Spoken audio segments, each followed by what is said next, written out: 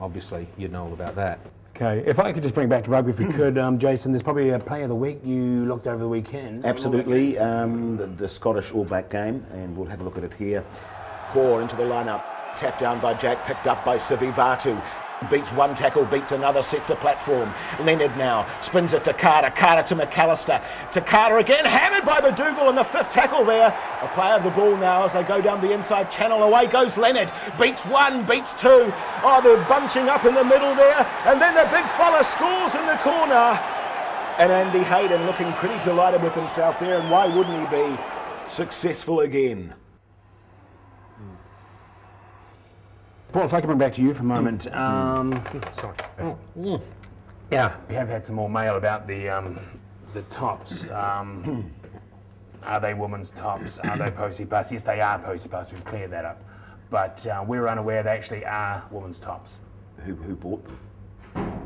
I think it's kind of relevant who bought them, you know, and how they paid for them. But there must have been a female and a male section. Well, I'll just say it has been rectified, and we'll see you after this break.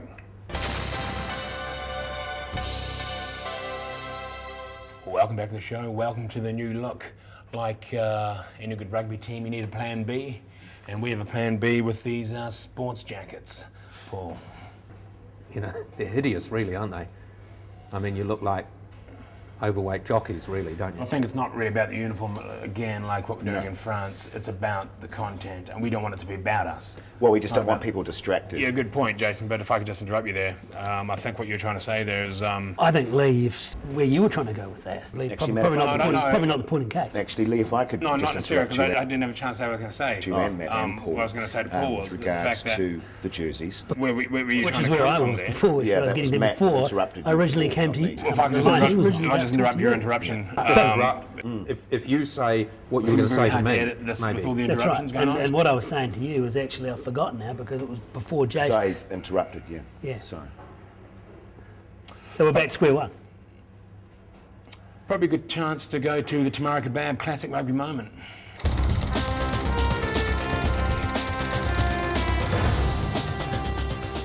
The year is 1977 and New Zealand take on the British Isles in the third test at Carisbrooke. Willie Duggan's try makes it close. Willie Duggan equalises. But Phil Bennett stupidly misses the conversion. This has been another Tamara Kebab classic rugby moment.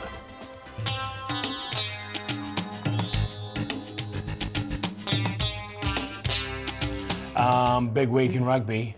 The death of Brett Gibson, rugby legend, and on Monday week, of course. Sad day, I suppose. I mean, he was, of course, the first exponent of the hyper-expansive game. Yeah. Paul. Of course, you know him from mainly from the defensive bomb. The bomb behind your own post when you're hot on defence. That's the kind of guy he was. Certainly wasn't a team player. And many people would argue he was big-headed. That's why he was dropped. And you see this footage here. I mean, obviously his head is quite big for his body. Probably also big-headed in a sense of the team spirit. But Yeah, I think the amazing thing about BG was he lived life on the field. He lived life off the field. And I think that's. I think a turning point, or a sad turning point, for the New Zealand perspective was when he was exiled from New Zealand Rugby Band at a Rugby Awards in '78.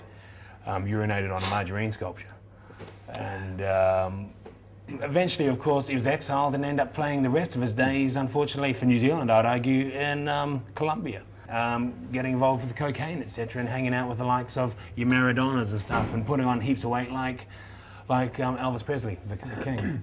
And he's found dead in a spa pool, of course, by Navy divers. Got him out of there, and they originally thought it was suicide. That's very sad. Of course, they found in his bloodstream and in his stomach a whole lot of that easy chlorine for spa pools. He snorted a whole lot of that in desperation. But it turns out it wasn't the case. It wasn't suicide after all. Probably accidental death because they found the same amount of cocaine in the spa pool's filter system. Right. So obviously he mixed it up. The cocaine was running the spa. The cocaine he put in the spa pool to clear it, and he ended up snorting the chlorine from the side of the pool. And he's no longer with us. But sad day. Sad day for rugby. Sad day for him. It's interesting actually. I'm surprised the Scotland All Blacks game actually went ahead. Yeah, there wasn't a minute of silence. There was nothing. It surprises me. I'd like to bring someone in on this. Daryl.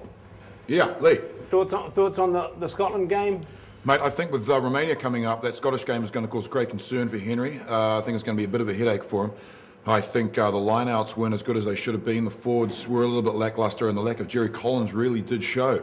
20 handling errors in the first half there. I think they've really got to be concentrating. They've got to focus a little bit better. They're really getting back to the Australian game earlier this year, which was an absolute disaster. We need not talk about that too much. And I think it's actually a good thing at this stage in the World Cup. Thanks, mate.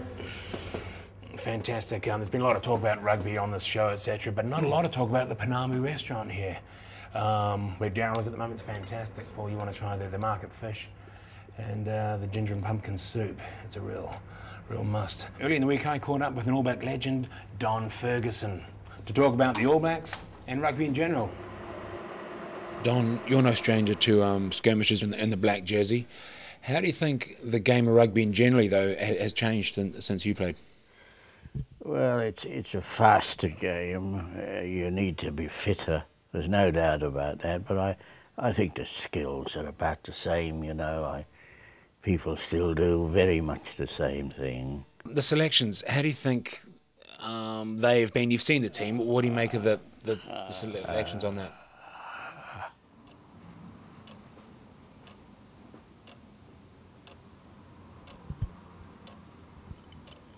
Don.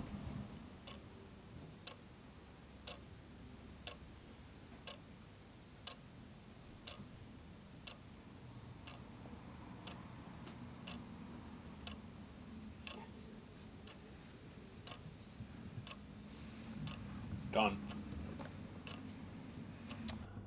Well, certainly a sad week in many respects for sad losses. Of course, there was Marcel Marceau, Brett Gibbo Gibson, and of course Don Ferguson in the latter part of the week there.